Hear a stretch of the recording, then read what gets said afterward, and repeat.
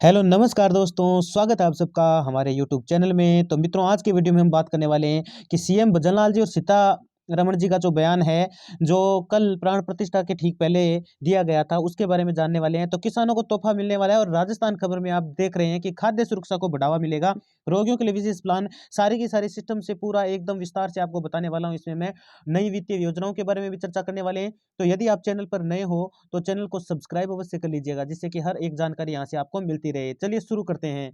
तो सबसे पहले ये अपने चिकित्सा व्यवस्था पर विशेष प्लान दिया है इन्होंने, भजनलाल जी ने। देखो क्या दिया है, इन्होंने कहा है कि राजस्थान के मुख्यमंत्री भजनलाल जी शर्मा ने चिकित्सा व्यवस्थाओं को लेकर एक विशेष प्लान बनाया। अब चिकित्सा सेवा में लापरवाही पाई गई, ये कार्रवाई की जाएगी। यदि कोई लापरवाही मिलती है चिकित्सा में, तो वहां पे कार्रवाई होगी। सभी जिलों के अस्पतालों का निरीक्षण होगा और अगर कोई त्रुटि पाई गई तो बर्दाश्त नहीं किया जाएगा। इसके अलावा रोगियों के साथ अच्छा व्यवहार होना चाहिए और नशे की लत को बचाने के लिए नशा मुक्ति परामर्श केंद्र भी खोले जाएंगे। साफ साफ इन्होंने ये परामर्श केंद्र को खोलने की घोषणा की है। साथ ही इन्होंने बताया कि रोगियों से अच्छा व्यवहार किया जाए। सीएम भजनलाल निर्देशों ने कहा कि अस्पतालों में रोगियों के साथ अच्छा व्यवहार होना चाहिए, इसमें किसी भी प्रकार की लापरवाही बर्दाश्त नहीं की जाएगी। साथ में अधिकारियों को चेतावनी दी है कि कार्यों में अनावश्यक देरी होने पर सख्त कार्रवाई की जाएगी। प्रदेश के लोगों को निःशुल्क दवा और जांच की सुविधा समय पर उपलब्ध करवाना होगा। उन्होंने प्रधानमंत्री जन औषधि केंद्र खोलने और आयुष्मान आरोग्य केंद्र निर्माण को समयबद्ध मतलब पूरा करने के निर्देश दिए, यानी समय पे कार्य सारा का सारा पूर्ण होना चाहिए, ऐसा इन्होंने कहा है। युवाओं को नशे की लत से बचाना हमारी जिम्मेदारी है, ऐसा भजनलाल जी ने कहा। और इन्होंने कहा कि अब देखो यहाँ पे आर्टिकल में साफ-साफ यहाँ पर पढ़ सकते हो कि अधिकारियों में नशा मुक्ति परामर्श केंद्र खोलने के निर्देश दिए गए हैं। उन्होंने ये निर्देश परसों ही दिया है, कल ही, सॉरी परसों नहीं कल ही दिया है। विक्रेताओं के लाइसेंस भी रद्द यदि ऐसा मतलब कोई भी सिस्टम से नहीं चल रहा। साथ में उन्होंने कहा नशीली दवाइयों का अवैध बिक्री पर, मतलब अवैध बिक्री, अवैध रूप से जो नशीली दवाइयाँ रखते हैं, खरीदते हैं, जैसा कि यहाँ पर लिखा गया देखो, अवैध बिक्री प्रभावी रूप से अंकुश लगाया जाए। साथ में ऐसे विक्रेताओं का लाइसेंस भी रद्द कर दिया जाए और ऐसे लोगों के लाइसेंस रद्द करो जो है ना नशीली दवाइयाँ ही बेचते हैं। इसके अतिरिक्त बात करें निर्मला सीतारमण जी, तो इन्होंने क्या कहा है, देखो इन्होंने क्या है, नई दिल्ली वित्त मंत्री निर्मला सीतारमण द्वारा 1 फरवरी को पेश किए जाने वाले अंतरिम बजट का लक्ष्य देश की खाद्य सुरक्षा को बढ़ाने और अर्थव्यवस्था में समावेशी विकास सुनिश्चित करने के लिए कृषि को बढ़ावा देना होगा। मतलब इन्होंने कहा कि कृषि को बढ़ावा देने के लिए इन्होंने अपना एक बयान दिया और परसों की बात है ये भी, जिसमें इन्होंने सूत्रों के मुताबिक सरकार प्रधानमंत्री किसान सम्मान निधि योजना के तहत छोटे सीमांत किसानों को दिए जाने वाले 6,000 रुपये वार्षिक भुगतान को बढ़ाने के प्रस्ताव पर विचार कर रही है, जिसको अब तक मतलब कहा जा रहा था कि 12,000 किया जाने वाला है। तो उसी के लिए सीतारमण जी का भी एक बयान आया सामने।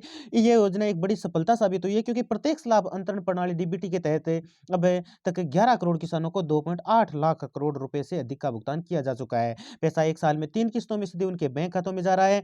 सूत्रों के मुताबिक पुरुष किसानों को दी जाने वाली राशि को बढ़ाकर 9,000 रुपए किया जा सकता है, यानी पुरुष किसानों को जो रुपए मिलते थे उनको अब 9,000 किया जाने का तय हुआ है। जबकि महिलाओं को सशक्त बनाने की सरकार नीति के तहत महिला किसान जो हैं उनको दी जाने वाली राशि जो है उसको कितना बढ़ा दिया जाने वाला है, 12,000 रुपए तक बढ़ सकती है। इसके अतिरिक्त हालांकि बजट घाटे को ध्यान में रखते हुए सटीक संख्या पर अभी काम किया जा रहा है। वित्त वर्ष 2023-24 के बजट में कृषि क्षेत्र के लिए 1.25 लाख करोड़ रुपए आवंटित किए गए थे। अंतरिम बजट में इस परिव्यय को बढ़ाया जाएगा। किसानों को उर्वरक सब्सिडी प्रदान करने के लिए अतिरिक्त 1.8 लाख करोड़ रुपए रखे जाने की उम्मीद है, जो उत्पादन की लागत है में कटौती करने में मदद करता है। इसके अतिरिक्त आप देख सकते हैं किसान क्रेडिट कार्ड का परिव्यय, जिसके लिए 2023-24 यानी 2023-24 23,000 करोड़ रुपए आवंटित किए गए थे, जो बढ़ाए जाने की जिसे बढ़ाए जाने की संभावना है। देश में करीब 86% छोटे किसान हैं जिन्हें इस योजना का लाभ मिलता है। इसके अतिरिक्त किसानों के लाभ के लिए प्रधानमंत्री फसल बीमा योजना और किसान उत्पादक संगठनों के गठन जैसी योजनाओं में भी आवंटन की वृद्धि देखी जा सकती है, ऐसा इन्होंने कहा। इसके अतिरिक्त राजस्थान के सीएम भजनलाल ने सरकारी स्कूलों और आंगनबाड़ी केंद्रों को लेकर निर्देश जारी किए। इन्होंने देखो क्या कहा है इसके लिए इन्होंने कहा कि यहाँ पर आप देख सकते हो कि साफ-साफ पूरा आर्टिकल ही पढ़वा देता हूँ। राजस्थान के मुख्यमंत्री भजनलाल जी शर्मा प्रदेश सरकारी स्कूलों और आंगनबाड़ी केंद्रों को लेकर नए आदेश जारी किए हैं। मुख्यमंत्री जी ने कहा कि सभी के लिए सहज और गुणवत्तापूर्ण शिक्षा का उपलब्ध करवाना जरूरी है। प्रदेश सरकार की प्राथमिकता है शहरी सहित ग्रामीण क्षेत्र विद्यालयों में भी समुचित व्यवस्थाएं उपलब्ध होनी चाहिए। उन्होंने अधिकारियों को निर्देश दिए कि जमीनी स्तर पर जानकारियां जुटाकर विद्यालयों तथा आंगनबाड़ियों के सुदृढ़ीकरण की योजनाएं तैयार करें, ताकि उन्हें बेहतर परिणाम में लाया जा सके। यानी सुदृढ़ीकरण होना चाहिए किसका, आंगनबाड़ियों का भी और विद्यालयों का भी, जिससे कि बेहतर परिणाम आ सके। इसके अतिरिक्त बात करें, लाडली बहना योजना की सभी पात्र महिलाओं को इस दिन तक मिल जाएगी 9वीं किस्त। अब किस दिन मिलने वाली है तो वो आप जान लीजिए, पूरा विस्तार से बता देता हूं आपको। तो इसमें साफ साफ कहा गया है कि आपकी जानकारी के लिए बताना चाहते हैं कि बाल विकास विभाग द्वारा जानकारी प्राप्त हुई कि सभी पात्र लाडली बहनों के अकाउंट में 10 फरवरी 2024 को किस्त का पैसा मुख्यमंत्री जी के द्वारा ट्रांसफर किया जाएगा। 9वीं किस्त को भेजने के लिए सभी तैयारियां हो चुकी है, कंप्लीट हो चुकी है। इसके अतिरिक्त बात करें, मुख्यमंत्री जी ने 8वीं किस्त का पैसा भेजने के लिए निर्देश जारी कर दिया था। इसकी तैयारी भी शुरू हो गई। इसके लिए तैयारी तो 8 फरवरी से शुरू की जाएगी, लेकिन किस्त का पैसा 10 फरवरी को भेजा जाएगा।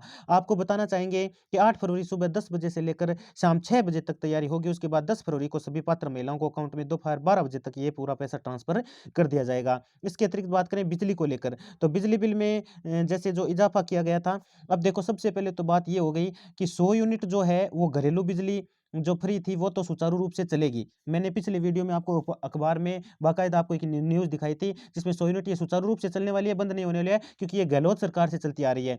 जिसमें 200 यूनिट तक यदि कोई व्यक्ति यूज करता है तो उसके लिए कोई सरचार्ज नहीं लगेगा, यानी सारा का सारा सरचार्ज माफ कर दिया जाने वाला है। और लास्ट में एक चीज और भी दिखाने वाला हूँ बिजली बिल को, बिजली को लेकर और बिजली बिल को लेकर।